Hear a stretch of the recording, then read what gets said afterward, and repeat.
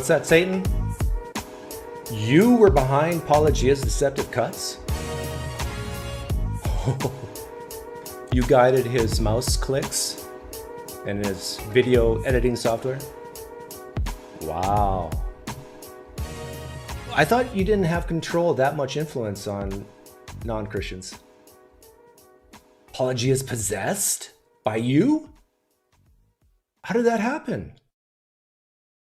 Oh, yeah, R-rated movies. Yeah, that's a gateway. It's an entrance to the evil one, you. Yeah, going into him. And then he just gave in time after time. Wow. So you were behind all those deceptive cuts, not Paulogia. Well, why is this Locke guy, Andrew, blaming Paulogia when really he should be blaming the father of all lies? Yeah, that's right. You very rarely get the blame. You do get the blame sometimes. But yeah, it's easier to blame Paulogia. Yeah, I understand. Yeah. When anything bad happens, it's usually the person's fault or Satan's, you. But anything good happens, then it's God's credit, right? Is that how it works? I know that peeves you off, but that's the way life is. Just, Satan, go to your room for 2 hours and cry. You'll feel better. That's what I do. I have to apologize for Paulogia. Like not all atheists are as deceptive as Paulogia is. And so we're going to clear this up. Paulogia, I'm sure, doesn't have the gonads to do a video like this himself and just apologize to Andrew. So we're going to do that. But first, Rami Gilnius, 1,000 Pine points to you for being here first. Doug Dean, you did it. You're rich. 500 Pine points for you. And Rob C, no, you're not first, you're third. And just like the Holy Spirit, I think that's third place on the Trinity. So you're the Holy Spirit. Doug Dean is Jesus Christ, and Rami Gilnius is Yahweh himself, if we were to put this in terms of the Trinity. 250 Pine points for you, Rob C. Welcome. So we're gonna, what I did is I just took the parts where I think, oh, you know what? Let me quickly do this. I forgot to do this. Oh. See, because we fired Myron, this was his job usually, and so now I have to do these things myself. The lawsuits are still ongoing. Yeah, here we go. Let's put this up. And it's a tragedy that I have to make this video and apologize to Andrew. Does that work? Yeah, I'm on top. This was February 22nd, and Cameron Bertuzzi made a very good comment on his Facebook page, I believe. In today's 3.5-hour marathon, which I will not be playing because I got better things to do before Jesus comes and returns. In today's 3.5 marathon stream, Dr. Andrew, is it Locke or Loki? I'm going to call him Loki. Is that blasphemous because Loki is a god, right? Or is he the son of a god? Yeah, he's like Jesus, son of a god of Odin, right? Dr. Andrew Loki showed that Paulogia deceptively edited videos with the help of Satan from multiple Christian scholars to make it seem like they were espousing a view they weren't actually espousing. Oh, that just hurts my soul because it reflects poorly on the rest of us atheists. In our video, we played the original sources without the cuts and then compared the two. It was really bad. Yeah, and I'm going to play the really bad stuff soon to come. And I tweeted Paulogia. Paulogia, tag me if you get here. And if I don't see you, other people tag me. And Paulogia, you're welcome to hop on. You're probably at home, though, eating borscht, as a good Mennonite boy does. It was really bad. I'm going to post the section of the marathon in a standalone video so that more people can see the deception for themselves. Well, it seems I beat you to the punch, Cameron. I'll do it for you. I think it's better an atheist exposes Paulogia for who he is. Should we just leave this up? Yeah, let's make this small. Let's put it down here. Because we want to make sure that everyone sees the deception laid out. Okay, so we're going to start this video. I want to apologize to Dr. Andrew Loki. If there's any advice I can give to you is just assume that any atheist is going to take everything out of context, straw man you, not read your book, just assume every atheist doesn't care really what you have to say. And when you come from that perspective, that atheists don't care about what you have to say, don't care about your theology, don't care about your evidence in the Bible, willing to take things out of context and straw man every point you ever will make, if you come from that presupposition, then when Paulogia says something that sort of is true, you're going to be really happy. So that's my advice to Dr. Andrew Loki to do. And so let's get started with, this is just so incredibly embarrassing that I have to play this, but we're going to get started. So Paulogia has this fringe, I mean, it's ridiculous. So embarrassing. Paulogia has this fringe theory that the way Christianity started was basically from the experiences of two people. And that's what got the ball, that's what got the ball rolling, right? So it was just how it started, how Christianity started. So Paulogia doesn't believe Christianity is true. He doesn't believe that Jesus Christ rose from the dead. But yet we have all this stuff called the New Testament. How could it exist if it's true that Jesus Christ didn't rise from the dead? I mean, that's impossible, right? We can't have the evidence that we have today called the New Testament if it's true that Jesus Christ never rose from the dead. There's just no other explanation other than this fringe theory that Paul has, that two people had these experiences and they kind of told people about it, and other people started, oh, you know what? I think I had these experiences too. And they told someone, and they told a few people, and they told a few people. It's sort of like a pyramid scheme. And so then people were just, what's the word? Triggered? No. Coached? No. Something was put in their brain to think that maybe their hero that had died is actually alive again. And so they started having these experiences as well. And like I said, this is just a fringe theory. Nobody on planet Earth believes this except for Paulogia. I don't know if he was dropped as a baby, and this is why he thinks these things, but we all know this is, for kids. Hey, thank you for the donation, Erica Lewis. Can't stay, but I'm looking forward to watching it later. Well, the fact that you donated helps ease the pain a little bit. I'm looking forward. Hi, Erica Lewis in the replay. There. Let's get started. He thinks that that only Peter and Paul need to have belief that they had the experience of the resurrected Jesus. I mean, that will be enough, right, to start the belief in the resurrection. That's how everything started. Yeah, so this is very important that we keep, because we don't want to make the same mistake Paulogia makes. And this is what I love about Dr. Andrew Loki. He does not want to make the same mistake as Paulogia. He is the better man. He is going to steel man Paulogia's position instead of straw man it and say, from the onset, from the outset, right at the beginning, this is Paulogia's hypothesis that Christianity began. It started with just a couple of experiences, and that's how it began. That's Paulogia's hypothesis, which again is a fringe, like he even says here, this is a fringe theory. Like, I can't think of any time in history, not one time in history have I thought of a false religion starting with just the experiences of one or two people. I can't think of one. Well, what, Satan? Mormonism?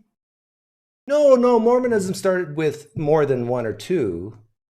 Like, yeah, sure, Joseph Smith was the main guy, but like wasn't there 12? What about Islam? No. Well, okay, Muhammad and his friends, but we don't know how many friends he had. No, I'm going to stick with what I said originally. There's no other examples in history where a religion could have started with just one or two people. No, it's never happened, Satan. It's a fringe theory. Okay, here we go. So that is Paulogia's hypothesis. I think there's also been a hyper trust by many Christians who read martyrs and says, hey, they all died as martyrs. and they proclaim it. Well, I've made that claim in the past, so I repent on this show from making that before I did my research. That should be corrected as well. Andrew is attempting to establish exactly who and how many actual witnesses to resurrected Jesus there are, and in particular that it's more than 2 to 4 people.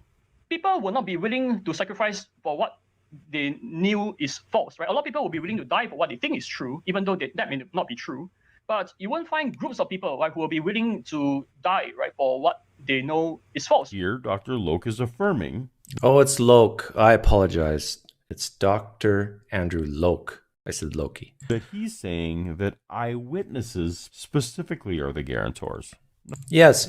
Eyewitnesses are the guarantors that that Jesus Christ actually rose from the dead. Question: how many people claim to have seen the risen Jesus in the New Testament? I mean, they claimed it, because an eyewitness is someone who claims it for themselves. If I say someone else saw something, that's hearsay, or that's what's the better way of saying hearsay? I'm just saying that someone else saw it. But when someone says it themselves, that is a real eyewitness. So how many real eyewitnesses do we have in the New Testament again? Someone writes with their own hand or says, I, in the first person, saw this. I think it's 1, maybe 2. Oh, that gets back to Paulogia's theory. Any second-hand believers. And yet, if we want to go down the evidence for persecuted preaching of actual eyewitnesses, how many does the Christian expert cited by Andrew think we have? Of the 12, there's only 2 that we have very high confidence died, historically speaking. And that's Peter and James, the brother of John, James, son of Zebedee. Okay, so we only have, according to Sean McDowell, we only have 2. We only have 2 examples of people where we have very high confidence that they died as martyrs. The others, I'm not even sure we can know at all what history is or where legend begins. This willing to die argument doesn't boost your eyewitness numbers. Yeah, Sean said we don't. For the others, where does legend begin? Where does history start? We just don't know. Like everything that Paulogia has done here seems on the up and up. But hang on, this is where Satan kicks in. The evidence doesn't support it. Okay, now here, if you look at this clip, it seems that if you just listen to it seems that only 2 we have confidence died as martyrs, according to Sean McDowell, right? Peter and James. And then the others, we can't be sure at all. Pipeline Audio says in the live stream chat, I think he's also under the power of Satan. He said died as martyrs is different than saying they saw Jesus. That's something Satan would say. So this makes it, so if you just listen to Paulogia's cutting and pasting, right, from Sean McDowell, it makes it seem as if Sean McDowell argues that there's only evidence for only 2 who were actually martyred. Evidence that we can have high confidence in. Yes, Dr. Andrew Loke. Now I forgot again what his name is. But yeah, he's right. Now, however, if you compare with Sean's original recording, you'll find that that is not the case. Yeah, this is where we get into the juicy parts, and the fullness of Satan within Paulogia begins to shine. Can you play the clip from Sean's original? Bottom line, I would argue that of the 12, there's only 2 that we have very high confidence died, historically speaking. Yeah, Paulogia left this in. And that's Peter and James, the brother of John, James, son of Zebedee. Okay, now this is Paulogia's deceptive cut. I'm going to give 50% blame on Paulogia and 50% on Satan himself, because it was so clever what Paulogia did here. It's amazing. He couldn't have done it himself. He had to have had help.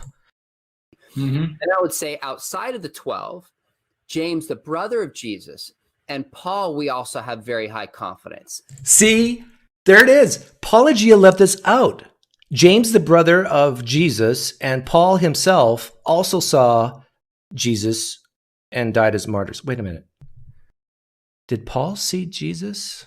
Yeah, he did. He said he did. He saw Jesus a couple years after Jesus ascended into heaven. A couple years after Jesus ascended into heaven, Paul saw Jesus.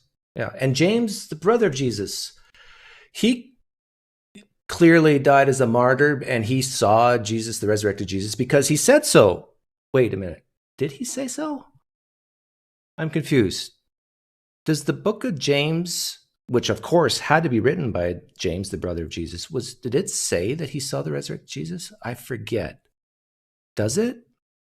And then there's two I would put in that middle range that are arguably more probable than not.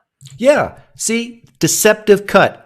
There's another two that are more probable than not. So we got this amazing, huge, ginormous claim of a man rising from the dead.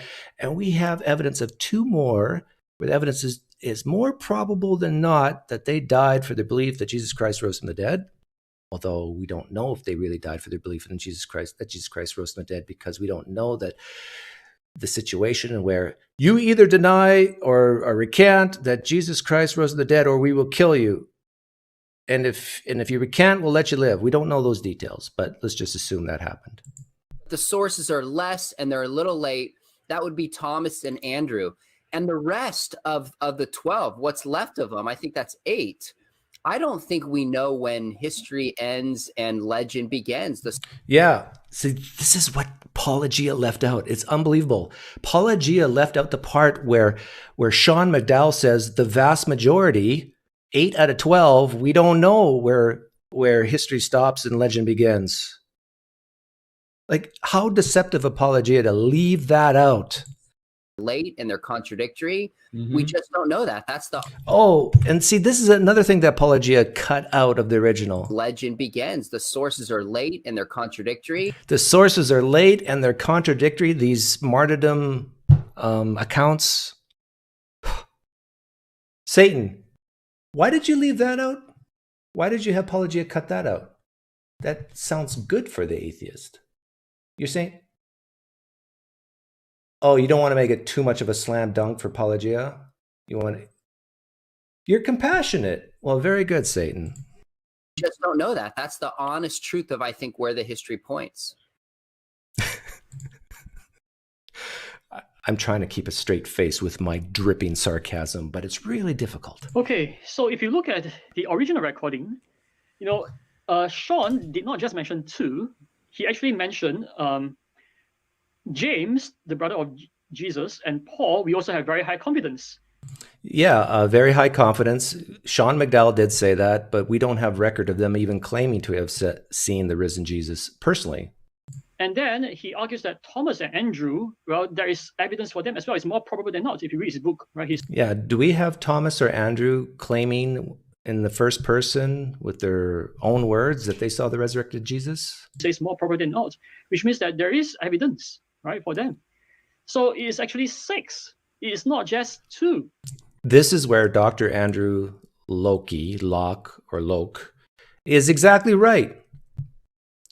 What Paulogia did cannot be excused. He left out parts where it says that we got contradictory accounts of these martyrdoms, and he left out the parts where we don't know where history stops and legend begins. He left all that out, and he left out the part that says that we actually have 6 instead of 2.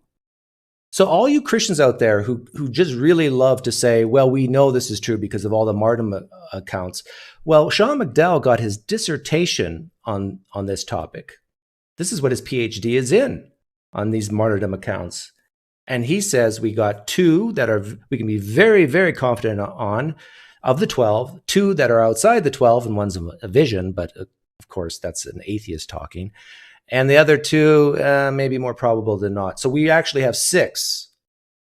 So the next time you're defending Jesus to a non-believer, just tell them, hey, we got great evidence. We got 6 people that we can be sort of confident, very confident, or just more confident than not, that they saw the risen Jesus, and we're not sure if they could recant, or they could live if they recanted. But we have 6 accounts where we think they were martyred for their belief or we assume they were martyred for their belief in the resurrection of Jesus. We have 6. So, Paulogia his video is so misleading, right? Yes, it's very misleading. He actually underestimated by 300%. Dr. Andrew Loke is exactly right. If you take 6 divided by 2, you get 3, and then you convert that to a percent, you get 300%. The deception apologia is 300%.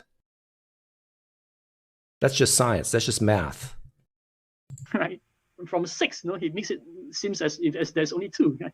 He underestimated, but he makes people think that there's 300% less, right? According to Sean McDowell. 300%. Just think about that number. In fact, 300%. The Trinity is 3. This is all scary if you think about it. How Satan just kind of spits in the face of the Trinity using Paulogia to be 300% off. 3 is the number of perfection. Oh, very clever of Satan using Paulogia.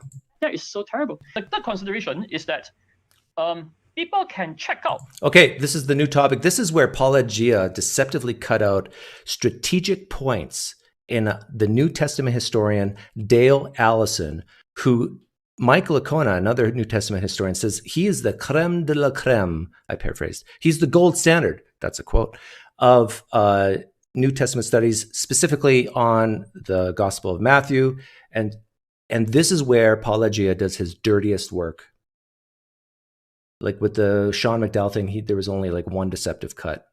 But this one, there are several. 3, I think. Again, with the Trinity. If there were indeed these eyewitnesses or not. Okay. We're finally getting somewhere. Right, so Paul claimed that there were 12 and then 500. Oh, Craig Reed, a Christian in the live stream chat, says that that he doubts that Paulogia would deliberately mislead people. Craig, come on, just look at the bottom left of my screen here. It says it right here. Cameron Bertuzzi of Caption Christianity showed that Paulogia deceptively edited video clips with the help of Satan from multiple Christian scholars to make it seem they were espousing a view that they weren't actually espousing. So if you're a Christian out there and you can't see this, you need to get out of the tribe you're in, because it's blatant, it's real.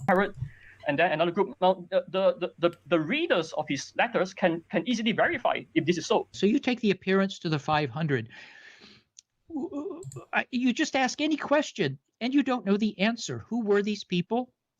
Were they in the south? Were they in the north? Were they in Galilee? Were they in Jerusalem? Keep in mind, this is Paulogia's deception, his version of Dale Allison, which is the deceptive part. But what they saw, how many of these people knew Jesus really well? How did they see him? Really, how did they see him? 500 people, that's a lot. Now it's got to be an approximation, but was there a receiving line? Was there a jumbotron? My point is that I don't know the answers to any of these questions. I can't name a single person who was there. Can't name a single person who was there. You can ask questions of these texts, and they turn out in many ways. See, did you guys see that? Did you notice that? Just it immediately went to a new scene. That's where the deceptive cut was. I'll show it. I'll expose Paulogia soon. To be what I would call thin. They don't have thick descriptions, and they don't carry a lot of data with them. The 500 just isn't there. Okay, so again, if you just look at this clip, you would think that Allison disagree. It seems that Allison disagree, right, about the 500 actually. But if you look at the original interview with Allison, you'll find that Allison himself actually agrees that there were indeed this group of people who had the experience. So it's not like Paulogia who think that there were only 2 people, but Allison agreed that there were indeed the 500 who had some sort of experience. Yeah, remember what Paulogia's initial hypothesis was? wait a minute. What was his initial hypothesis?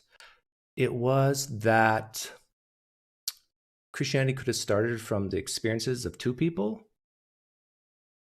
And Dale Allison agrees that 500 people had experiences, but that doesn't necessarily go to his theory about how Christianity started.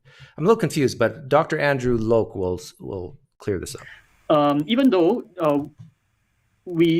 according to Allison, we don't know what kind of experience they had, but Allison does think that there were this group of people. And he thought that this group of people were the post-Pentecostal crowd. So can you play the original clip from Allison, please? Okay, so they're going to play the original clip. This will expose Paulogia for the deception, the deceiver he is. And I've put in little markers, what Paulogia kept in and what he deceptively kept out. It's amazing how bad it is. I come back to this again and again and again. So you take the appearance to the 500. You just ask any question. This is what Paulogia left in. And you don't know the answer. Who were these people? Were they in the south? Were they in the north? Were they in Galilee? Were they in Jerusalem? Okay, this is where Paulogia made a deceptive cut. I think myself that about the only thing we can know is that, or say is probable, is that it's post-Pentecostal. I can't imagine a crowd of 500 being gathered before the public proclamation of the resurrection at Pentecost. So okay, did you guys hear that? What Paulogia deceptively left out? That the 500 did experience something post-Pentecostal. Now, what does that mean for the atheists listening right now? Because you guys know nothing about the Bible. That means 10 days, about 10 days after Jesus ascended into heaven. Because remember, Jesus lived, then he died, and then he rose again, and then he walked around for 40 days or so, talking to believers. And then he ascended. He went vertically up off the ground. It says this in the Bible. Above sea level, he rose and he ascended into clouds, and then poof, he was gone. 10 days later, these 500 people experienced the risen Jesus. And Paulogia had the nerve to deceptively cut this out. And he also cut out this part where Dale Allison, the gold standard of New Testament history, says, well, it had to be post-Pentecostal because the movement wasn't that big before that to even get 500. And Paulogia had the nerve to cut that out, that Christianity was so tiny that you wouldn't have a gathering of 500 before then. Oh, the deception of Paulogia is unbelievable. I think this is a post-Pentecostal crowd. Okay, this is what Paulogia left in, to his credit. But what they saw, how many of these people knew Jesus really well? How did they see him? Really, how did they see him? 500 people, that's a lot. Now it's got to be an approximation, but was there a receiving line? Is there a jumbotron? And this is what Paulogia deceptively cut out. Some of the church fathers actually think this must have been something like Acts, a heavenly vision. So he's somewhere up in the clouds. And can you believe Paulogia cut this part out where these experiences of the risen Jesus was a heavenly vision and not bodily? My goodness, the deception of Paulogia. How could he leave that part out? He's deceiving the Christians here. They can see him at once. Anyway, unbelievable. My point is that I don't know the answers to any of these questions. I can't name a single person who was there. Can't name a single person who was there. Okay, so again, if you listen to Paulogia's version, he's cutting and pasting. And if you look at the original, again, you'll see that it is quite different. It is very importantly different, right? Yes. Dr. Andrew Locke is exactly right. It is very different the way the original video was and how Paulogia deceptively edited out the parts where this experience by the 500 was maybe a heavenly vision. Sort of like you go to Pentecostal churches today and they at 11:16 a.m., 11:20 a.m. in there somewhere, they all say that they experienced the risen Jesus. Paulogia left that part out from Dale Allison, and that it was such a tiny movement in the beginning that that good luck if you're going to get 500 people while Jesus was still walking around just after his resurrection. So this had to be days later. And don't forget Paulogia's hypothesis here that Christianity started. It began with the experiences of just 2 people. Now, here we got 500 people. 40 days after his resurrection, 50 days after his resurrection, 10 days after his ascension in a heavenly vision, says Dale Ellison. Right? If you just listen to Paulogia's extraction, it seems that Ellison doesn't think that they were the 500. But if you listen carefully to Ellison, you'll find that there is a very important part which Paulogia cut away. Yes. Right? He cut away the part where Ellison thinks that we can know, or it's probably true, that this was the post-Pentecostal crowd. This was a post-Pentecost event. Right? Yes. Dale Ellison said that 500 people experienced the risen Jesus 10 days after he ascended into heaven. And it was probably an experience sort of like, or that the early church fathers thought it was an experience like a heavenly vision. And Paulogia left all that out. And if he would have left that in, Christians would have been even more confident in what they believed, that the 500 people actually saw the risen Jesus. So Paulogia, so Ellison does think that there were this group of people. Right? So and this is an important point because this point contradicts Paulogia's own hypothesis, right? Because Paulogia thinks that there was only 2 people, right? Oh. Paulogia thought there was only 2 people who experienced Jesus, right? Wrong. He thinks that that only Peter and Paul need to have belief that they had the experience of the resurrected Jesus. I mean, that will be enough, right, to start the belief in the resurrection. That's how everything started. Yes, that's Paulogia's fringe view that it only takes 2 people to start a false religion. Just like Mormonism, just like Islam, doesn't take very many. It is not Paulogia's hypothesis that nobody experienced the risen Jesus. I mean, that only 2 people experienced the risen Jesus.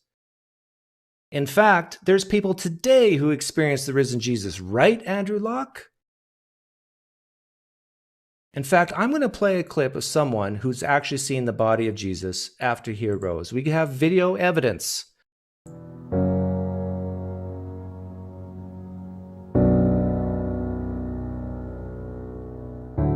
Christians, do you believe her? She saw Jesus. When I was in that moment and I was really scared to death, I was screaming for the first time in my life. I screamed, Jesus. Ice cream Jesus. Ice cream. From the bottom of my heart. She saw Jesus. And there he was, standing in front of me. Right in front. She could have touched him. And there he was, standing in front of me. Think about the 500. Beautiful.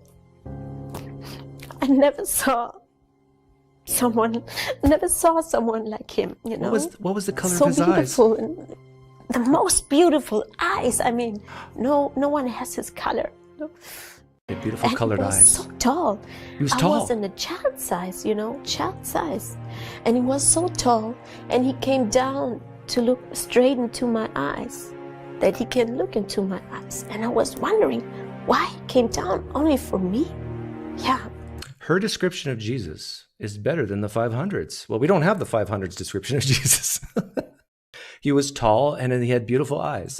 And he was talking to me, but in a lovely way. I never heard someone talking like him. No one. Do the 500 people tell about his beautiful voice? No, but she did. Talks like him.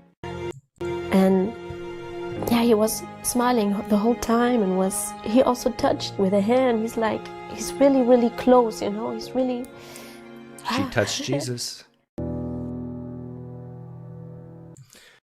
So, Andrew Locke, do you believe her? Do you believe that her testimony that she saw Jesus, he was tall, had beautiful eyes, smiled, and touched her? You look into her eyes. It's obvious she's telling the truth, right? If you don't believe her, why in the heck do you believe the 500 written in a book 2,000 years ago? Shame on you. if you do. My goodness, your epistemology is horrible. It's wretched. As you can tell, the sarcasm is now stopped. And now I'm going to the shaming phase of the live stream broadcast. Shame on you. And the thing is, there are Christians who were on the exact same channel, Caption Christianity, who disagree with you and agree with me on what I'm saying. Here's the famous Laura Robinson, who I love what she says here. And I actually just don't know if we want to make that claim as historians. Do we really have this amazing diversified evidence of the resurrection? Nope. What we have is that Paul says he saw Jesus, right? Paul says Peter, James, and John saw Jesus. And, I know that Mike got into a little bit later that these people remembered as being pillars of the faith afterwards. But in these later Christian texts, they don't repeat visionary experiences. They don't repeat reports about the resurrection. They just maintain that these people stayed involved in the church. So Paul says Peter, James, and John saw Jesus. Paul says 500 people saw Jesus. We don't have any other independent story about what this might have been. We don't have any reports of who these people were. By the way, all those flag-waving phony Christians out there who espouse the historical method, your confidence that the 500 saw that Jesus appeared to the 500 should be lower because it's only mentioned once, right? Say yes, Doug. I agree. I like the historical method, and when we have more than one independent account, we raise our confidence, and when we don't, we lower it. Yes, Doug, you are right. You are right. Laura's right. We don't have their accounts. We don't know what exactly they saw. It was definitely Jesus, but beyond that, not a lot of details. We don't know if they agreed on what they saw. We don't know if they persisted in their belief in what they saw after the fact. That's why I love the police sketch artist question. If you took those 500 and told them to draw a picture of Jesus, describe his height, his hair color, his eye color, would they all match up? We just know that Paul says that he saw the 500. And then we have the Gospels, which are literally dependent on each other, and also second generation. What? The Gospels are dependent on each other? I don't think Dr. Andrew Locke would agree with Duke grad student in history, Laura Robinson. Secondhand at the very least.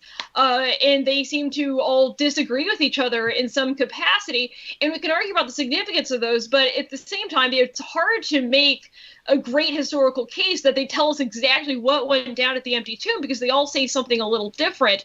So all this is to say, it seems like the best source we have for this is Paul. And the things that Paul tells us about what other people saw at the resurrection. And if we decide that what Paul is saying is so convincing and so enormous, we're putting a lot of weight on this one figure that I think we wouldn't normally put on, that we wouldn't normally put on any individual figure. Yes, you guys don't believe that Jesus appeared to Joseph Smith, you flag-waving phony Christians. You do not believe that, do you? Or if you do believe it, you would say Satan made him have this vision of Jesus, right? You flag-waving phony Christians don't believe that Gabriel, on behalf of Yahweh, appeared to Muhammad in a cave over many years, right? Or if you do, you would say that was Satan, right?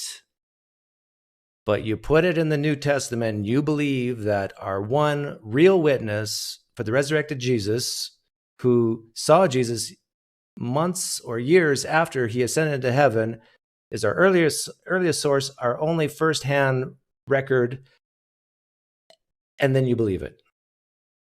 And I think that Paul's testimony to us sounds so amazing because we're Christians, and because we are caught up in the fact that we believe in this resurrected God and we think it's amazing. And but the payoff of it is that we really just have this one man's testimony and then all of basically the hearsay he collected. And I wouldn't even say that would be enough to say for sure that Jesus was left-handed, let alone to say that he was definitely resurrected. So I think we're already in a... Yeah. We don't have enough evidence to say that Jesus was left-handed, let alone he rose from the dead, says Laura Robinson. She doesn't have a doctor in front of her name yet, so I don't know how much credit we can give her, right? Dr. Andrew Locke. You have this huge claim of a man rising from the dead after a couple days, 36 hours or so. And your evidence is, it's terrible. And again, on Cameron's own channel, Capturing Christianity, we have another Christian, Dr. Liz Jackson, who agrees with me.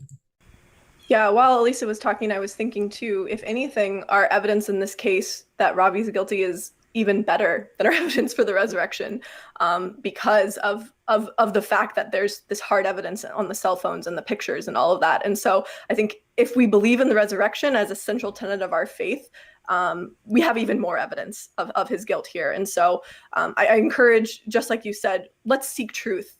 Let's. Yeah. Here, Dr. Liz Jackson is comparing the evidence we have for Ravi Zacharias' misdeeds to Jesus' resurrection. And she's saying the evidence is better against Ravi than the evidence we have for Jesus. Now, which claim is bigger? Let's see how honest Christians can be here. Which claim is bigger? That a very powerful man in a very big ministry was caught in a sex scandal. That's claim one. And claim two is that a man was dead, and rose from the grave 3 days later on the third day. Which claim's bigger again? Wait. Christians are, they're being honest with me. They're telling me, the Jesus claim is bigger. I won't say extraordinary, bigger. And which of the two claims do we have better evidence for, according to Liz Jackson? Yeah, she said, I'm hearing them say that she claims that the evidence is better for Ravi because we have hard evidence like cell phone records, travel logs, credit card statements, photographs, emails, texts. So you see the mismatch here? Jesus claim up here, Ravi claim down here. Not that surprising that a big, famous, powerful man gets caught in a sex scandal. Very likely. Big claim, unlikely. Ravi's claim, likely. Now, what's the evidence for these claims? Huge evidence against Ravi, hard evidence. And as Laura Rums said, we have one basically source, and that is Paul. And Paul said, so-and-so saw Jesus, and so-and-so saw the resurrected Jesus, and so on.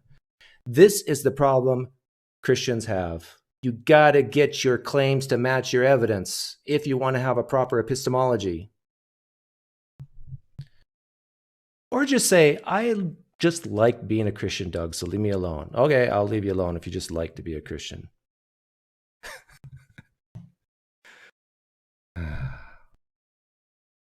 So was Paulogia deceptive? No. If anything, Dr. Andrew Locke, listen closely. If anything, he helped you. If anything, he made Christianity look better than what it is.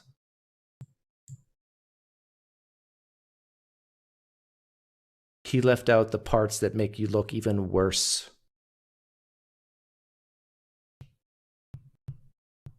You should thank Paulogia.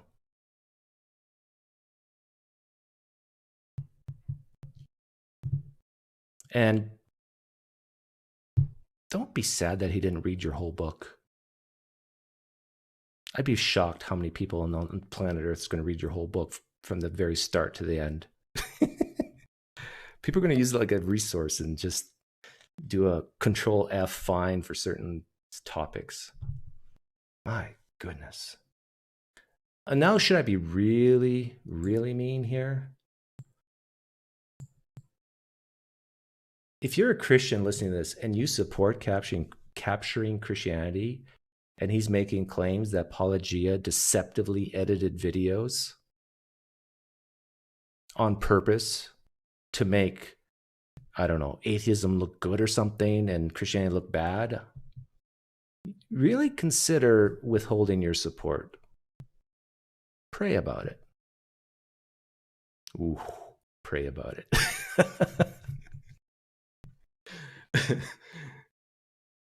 Because even you can say that Paulogia just didn't read all of Andrew's book and he, I don't know, misread, or he just got some things wrong. But that's a high standard if you say that Paulogia purposely cut things out in order to make Christianity look bad. especially when you rewind this tape and look at the cuts he actually made. The cuts he made makes Christianity look even worse. Thank you for the donation. Divine defecation. I'm confused. Didn't Doug show us an eyewitness of Jesus? Isn't that evidence? The New Testament was written by eyewitnesses, right? Yes, exactly. I showed you evidence of a woman who saw Jesus firsthand. And I don't know why Christians don't believe her. If you came late, rewind the tape. And I missed another donation. Thank you, Deepak Ramachandran. New user, love your channel. Topic for future video. If we build an AI in the next 5 years, what would that mean for religion and atheism debate? Well, that would mean consciousness is material. Or we don't need the special sauce, the X factor. It would have huge implications for Christians, I think. Did you see what Locke blocked me for on Facebook? No, what did he block you for?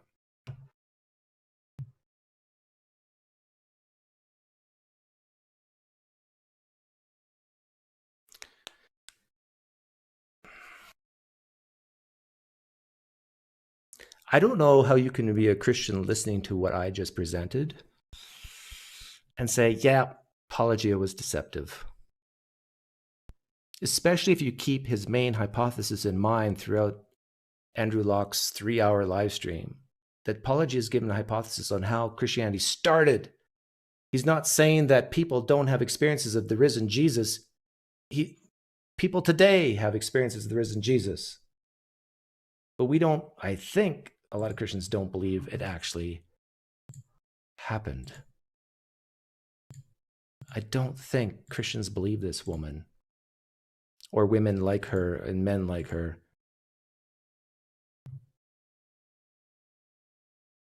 Please don't gloss over Matthew 28, 2-4. A Roman guard was projected to be 5,000 to 1,000 soldiers. They were the first to witness the resurrection and preach Christ crucified.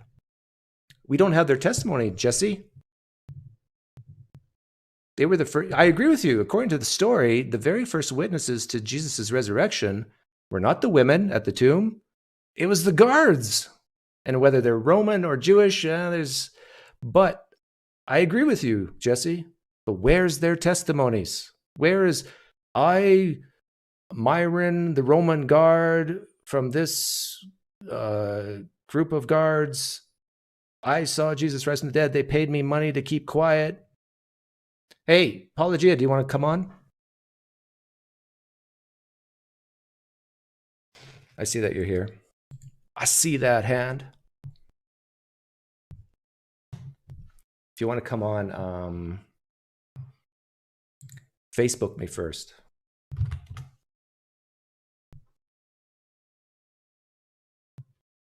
I don't know how long you've been here. But please know the first 45 minutes or so was dripping in sarcasm.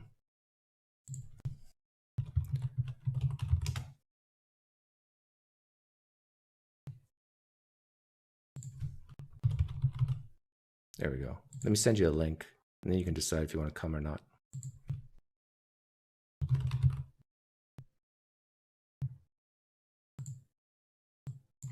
I'll give you the safe link.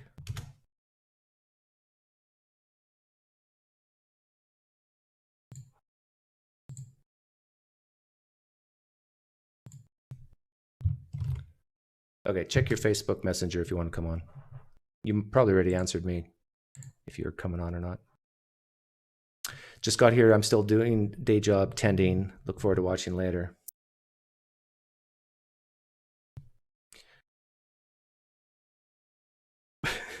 What did I say? Losing a prisoner is punishment by death, which explains why they went to the priests first. Okay, but we still don't have their testimony. True or false, Jesse Regoza? True or false? We have the testimony of those guards. True or false? Do we or do we not have the testimony of the guards? True or false? Do we have their testimony? Yes or no? That's better. Tacitus says that Christianity was rampant in Rome under Nero. Yeah, that was what? 60, 70 AD. That was historic value when viewing the Roman experience in Judea at the time. According to Dale Ellison, Christianity wasn't big enough to get a group of 500 the day after Jesus' resurrection. Of course, it's the day after, right? So you have to give them at least 50 days after, because that's when Pentecost was, 50 days after the resurrection, correct? The stuff that Paulogia cut out makes Christianity look even worse.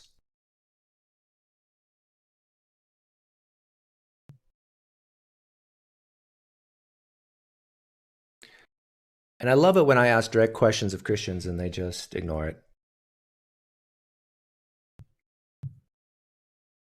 Just, if you're a Christian listening, I'm being sincere here. My advice to you is, don't claim you have great evidence for the resurrection of Jesus. Just say you like the idea of Jesus. You like Christianity. You like what it gives you. And be done. You don't have to worry about guys like me after that.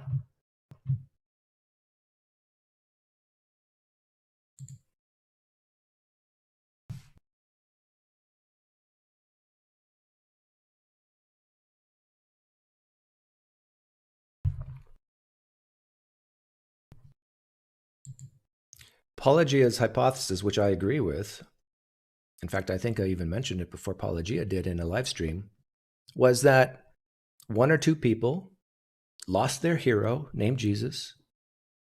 What is it? 17% of all people who've lost a loved one will dream about them or experience them in some way.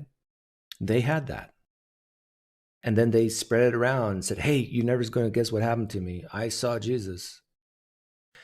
Now, none of this makes sense to the Christian listening. It's not going to make sense to your ears because you have this special sense in you that when you read the New Testament, you're reading history, mostly history. And you got to stop that. Now, is there history in the New Testament? Yes. Is it mostly history? No. You can find many historians who will tell you this.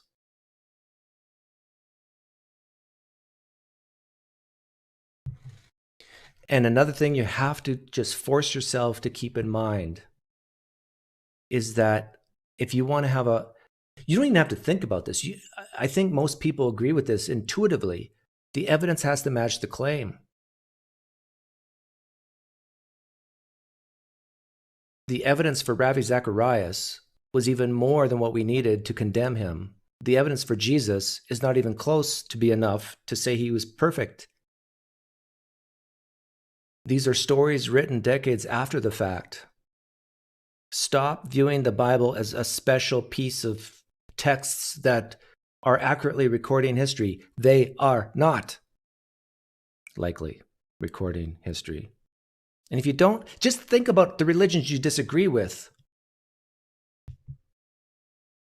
This is why I love the Flying Man. Step by step. The two-person theory I espoused didn't originate with me. I heard it in pieces from lots of places, probably some from Doug. Yeah. Now Andrew Locke's going to blame me too. But yeah, I'm gonna psychologize here because psychology is a part of science. Thank you for the donation, Levington.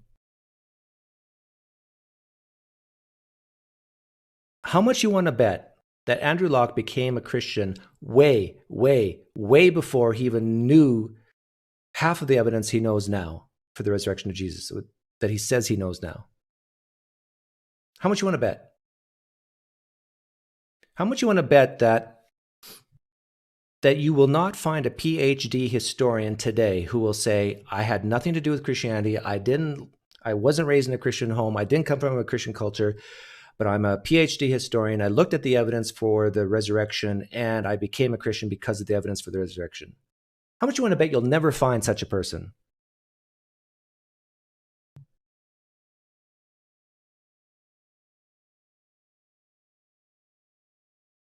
Admit to yourself, Andrew, that you don't believe, at least you didn't begin to believe in Christianity because of the evidence of the resurrection.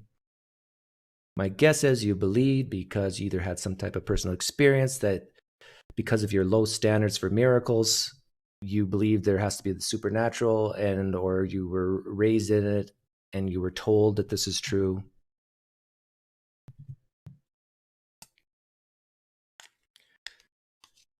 Another piece of advice for Christians: raise your standards for goodness sake. When it comes to, oh, this can't be a coincidence, or I saw a miracle the other day. Raise your standards. Don't say, oh, my grandfather, he had cancer and now it's in remission, so God exists. Thank you, Lord Jesus. No, raise your standards. Go home, sit on the toilet, pray in the name of Jesus, pick up a pack of matches, because everybody has a pack of matches by the toilet. Pick up your pack of matches, pray and say, you know what, some of the things Doug's saying in his live stream kind of makes sense, Lord, and I'm starting to doubt Christianity, and I really, really, really need to know that you're there, so I need a supernatural. You're not trying to trick yourself. Pray in the name of Jesus to light those frickin' matches and see if they light. I said frickin'. Oh. My potty mouth. I better start the music before things get bad. My apologies. I lost control. I lost control. Time to go. Why on the toilet? Because that's where the matches are. Like, you don't even need matches if God's real. I'm just helping Jesus here.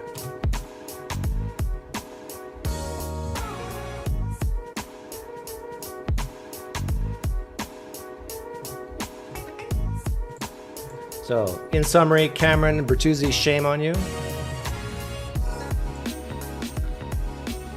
In summary, you don't believe this lady saw Jesus, so why do you believe a book 2,000 years ago said 500 did? In summary, Liz Jackson believes the evidence against gravity is stronger than the evidence for Jesus, yet Jesus is the 1,000 times bigger claim. Match your evidence and claim, please.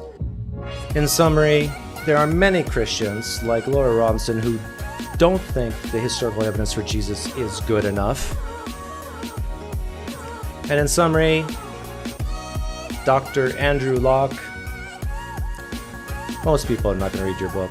Deal with it.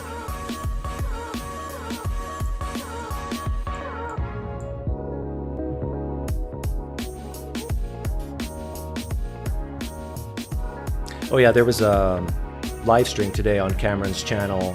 150 reasons, arguments for God. I have 150 arguments. It says my wife exists. What does Doug do in the bathroom that he needs matches on the toilet? Oh wait, all meat diet. My poop don't stink.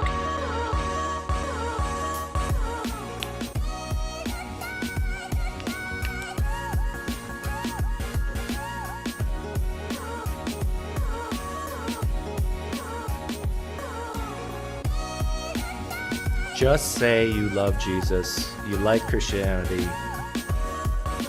Stop feeling stupid for what you believe. Poof.